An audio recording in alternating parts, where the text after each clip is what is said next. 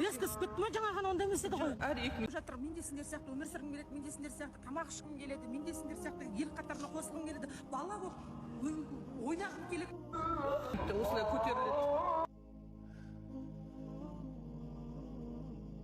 Жағдай сондай отыр, айналайын халқым, көмек беріңіздер, көпті көрсе көл болады. Бізге көмек берген әр отбасыға Алланың нұры жаусын. Ескі сүкетті ма жаңа ғана онда емес еді ғой. Әр 2 минутта осылай көтеріледі. Жатсам да тұрсам да дұға тілектеріңізді тілеп отырамыз. Аман болыңыздар, ата-аналар. Мына Рамазан айында Бекболат баламызға тезірек көмектесейік. Алла разылығы үшін көмектесейік. Тоқтамай атсалысыңыздар. Көпті көрсе көл болады ғой. Алла разылығы үшін қолдап көмек беріп, видеоны жан-жаққа таратып